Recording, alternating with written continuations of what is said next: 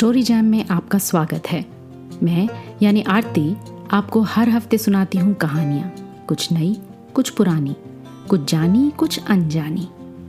अगर ये पॉडकास्ट आपको पसंद है तो आप जहाँ भी सुन रहे हैं, स्पॉटिफाई, अमेजॉन म्यूजिक, गाना, एप्पल पॉडकास्ट, वहाँ सब्सक्राइब ज़रूर करें ताकि हर हफ्ते जब मैं नया एपिसोड बनाऊँ आपको इत्तिला मिल जाए।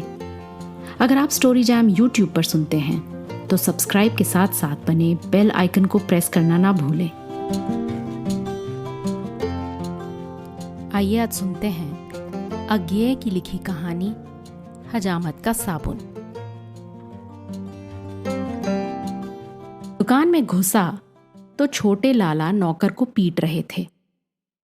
लाला की दुकान से मैं थोड़ा बहुत सामान लेता रहता हूँ, इसलिए बड़े लाला और छोटे लाला और उनके दोनों नौकरों को पहचानता हूं। क्यों लाला कहने से जो चित्र आंखों के सामने आता है, उसके चौखटे में दोनों में से कोई ठीक नहीं बैठता था। मोटापा तो दोनों में इतना था कि नाम के साथ मेल खा जाए, लेकिन इससे आगे थोड़ी कठिनाई होती थी। दोनों प्रायः सूट पहनकर दुकान पर बैठते थे। दुकान का फर्नीचर लोहे का था और मेज पर कांच लगा हुआ था। दुकान में किराने से लेकर परचून तक की चीज़ें तो थीं ही, इसके अलावा साज सिंगार का सामान, अंग्रेजी दवाइयाँ वगैरह भी थीं। और पिछले 2-1 वर्ष से दुकान को स्पिरिट और शराब रखने का भी परमिट मिल गया था। मुझे इस तरह की बहुधंधी दुकानों से कोई विशेष प्रेम हो ऐसा तो नहीं है, लेकिन दुकान बस स्टैंड के निकट पड़ती थी और दफ्तर से घर लौटते समय वहाँ से कुछ खरीद लेने में सुविधा था। थोड़ी देर मैं असमंजस में खड़ा रहा। लाला पीटने में इतना व्यस्त था तो नौकर का पिटने में और अधिक व्यस्त होना स्वाभाविक था। ग्राहक की तरफ ध्यान देने की फुर्सत किसी को नहीं थी। समझदारी की बात तो यही थी कि वहां से चल देता और जो खरीदारी दूसरे दिन तक ना टल सकती वो कहीं और से कर लेता। इससे भी बड़ी समझदारी की बात यह है कि जहां हाथापाई हो रही हो वहां नहीं ठहरना चाहिए। लेकिन मुझ में दोनों तरह की समझदारी की कमी है और हमेशा रही है। आज से कल तक टालने की बात तो समझ आ सकती है, लेकिन आदमी को पिटता हुआ देखकर समझदारी भरी उपेक्षा मेरे बस की नहीं है। लाला के मोटे थुलथुल हाथ का थप्पड़ जो नौकर के गाल पर और आड़े हुए हाथ पर पड़ा तो मेरे मन में तीखी प्रतिक्रिया हुई। वो लाले के बच्चे क्यों पीटता है? ऐसी मेरी भाषा नहीं है, गुस्से में भी नहीं, पर उस समय लाला को लाला का बच्चा कहना ही मुझे ठीक जान पड़ा। या ऐसे कह लीजिए कि लाला के बच्चे के नाम से ही मोटे और भोंडे रूप को मैं कोई संगति दे सका। लाला ने फिर एक थप्पड़ मारा और चिल्लाकर बोले, तूने मुझे टेलीफोन क्यों नहीं कर दिया? मेरी मुट्ठियां भिज गईं। टेलीफोन ना करने पर नौकर को मारना मुझे सहन नहीं हुआ। मुझे पूरा विश्वास हो गया कि नौकर को भी वो सहन नहीं होगा। मैंने जैसे मान लिया कि अभी अभी नौकर भी वापस एक थप्पड़ लाला के बच्चे के मुंह पर जड़ देगा, पर वो हुआ नहीं। नौकर ने वो थप्पड़ भी चुपचाप खा लिया और उसके बाद भी मार खाता गया और लाला के बच्चे की फटकार सुनता गया। लाला ने और चीख कर कहा, बोलता क्यों नहीं, हीरू के बच्चे? तो नौकर का नाम हीरू है। इस तरह थोड़ा थोड़ा करके परिस्थिति मेरी समझ में आने लगी। घटना कुल जमा ये हुई थी कि छोटे लाला जब दुकान पर आए थे तो नौकर को घर पर ललाइन की सेवा में और उनके छोटे बच्चे की टहल में छोड़ आए थे। इस बीच ललाइन ने नौकर को हुक्म दिया कि दुकान से चावल ला दे। नौकर बच्चे को घर पर छोड़कर दुकान से चावल ले आया। आधे घंटे के इस अवकाश में बच्चा ललाइन के अनदेखे बाहर निकल गया और पड़ोसी लाला के घर चला गया, जिसके हम उम्र लड़के उसके दोस्त थे। नौकर ने लौटकर जब बच्चे को नहीं देखा तब उसे और उसके कहने पर ललाइन को चिंता हुई। कोई आधे घंटे में ये पता लगा कि बच्चा पड़ोस के घर में है, लेकिन इस बीच ललाइन का घबराहट से बुरा हाल हो चुका था।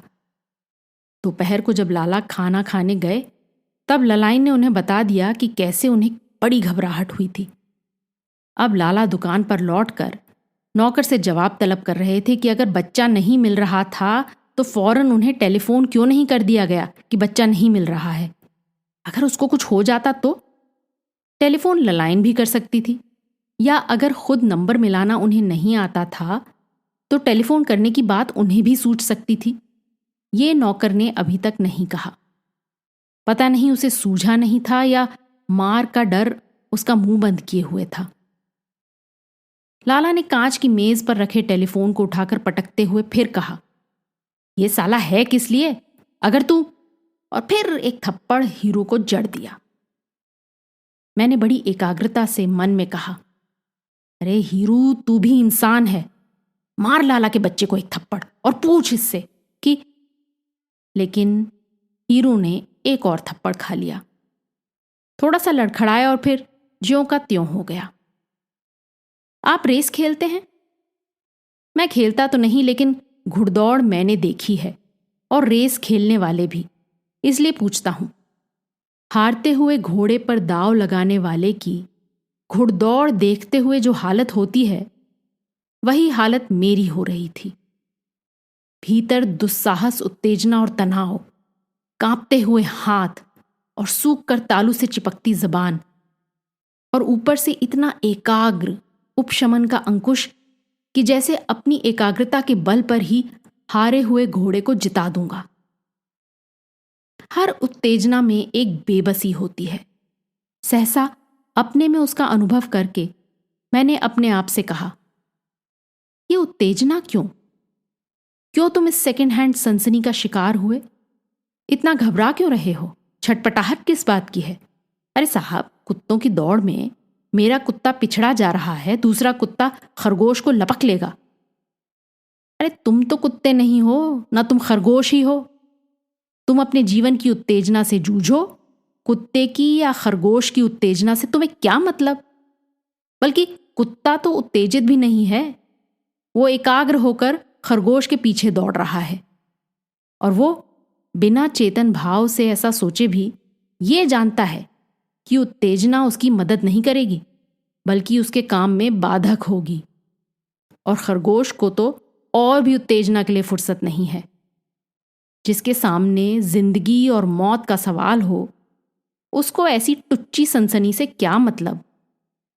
और तुम दौड़ देखकर छटपटा रहे हो, बल्कि तुम चाह रहे हो, मना रहे हो कि खरगोश उलटकर कुत्ते पर खिसिया उठे या कि उसे अपने जबड़ों में दबोच ले। तुम्हारा दिमाग खराब हो रहा है। लेकिन नहीं, नौकर निरा खरगोश नहीं है, वो आदमी है। आखिर वो विरोध में कुछ कह रहा है। मगर लाला जी, मैं तो कुक्कू लाला को बीबी जी को सौंप के चला था। हाँ, नौकर इंसान है, अब वो तन जाएगा। अब वो ऊपर से सामने जवाब देता है, उल्लू के पट्टे, साले सुअर के बच्चे। लाला के बच्चे हीरू का बच्चा है और तुम्हारा साला है, और तुम कौन हो, ओ सुअर के दामाद? लेकिन ये तो मैं मन में कह रहा हूं, और मुझे लाला से मतलब नहीं है। लाला से हीरू का मतलब है। मुझे तो नौकर से मतलब है, क्योंकि नौकर जो करे या मैं जो चाहता हूं कि वो करे, उसके नाते में मुझे उसकी इंसानियत से मतलब है। अब हीरू, तू एक थप्पड़ तो मार दे लाला के बच्चे को, चाहे धीरे से ही सही, चाहे असफल ही सही।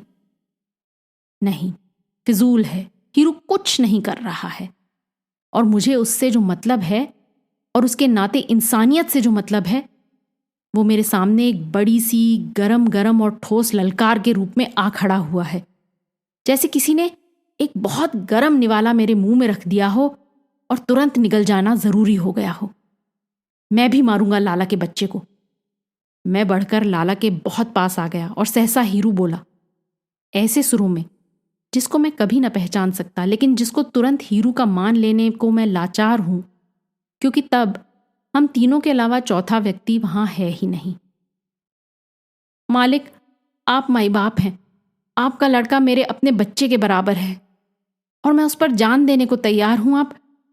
लाला का फिर उठता हुआ बेडौल हाथ हवा में ही रुक गया है।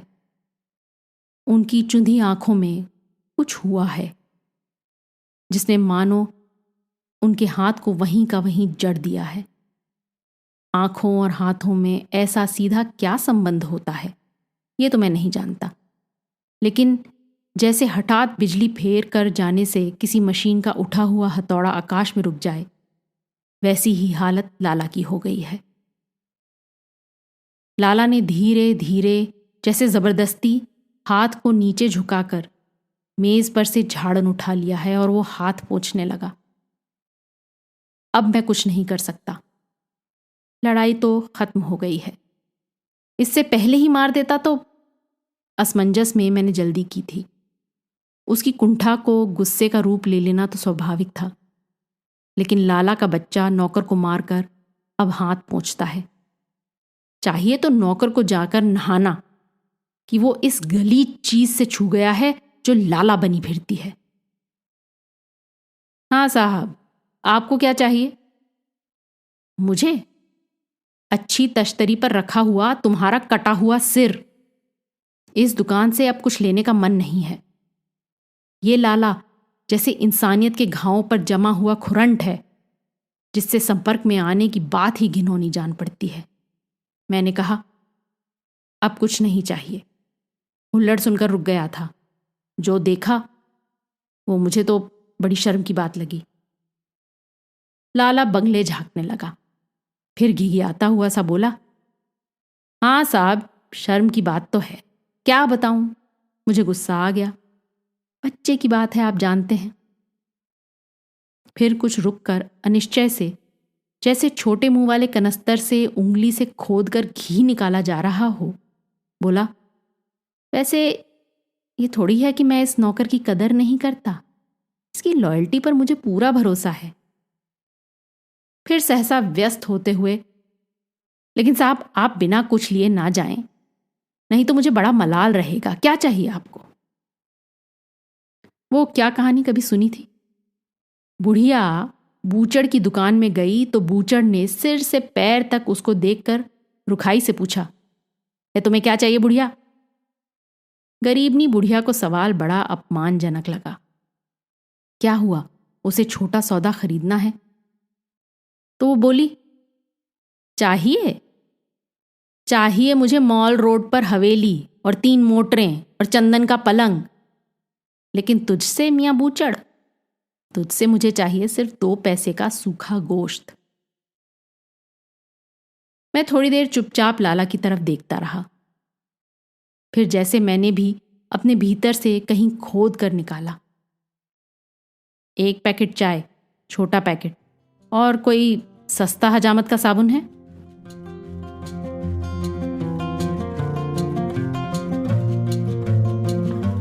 आज की कहानी आपको कैसी लगी अपने कमेंट्स ज़रूर लिखिएगा। साथ ही सब्सक्राइब कीजिएगा। आपके फैमिली और फ्रेंड्स में आप जैसे ही कहानियों के शौकीन कदरदान और हैं, उन्हें ये कहानी व्हाट्सएप पर फॉरवर्ड करें।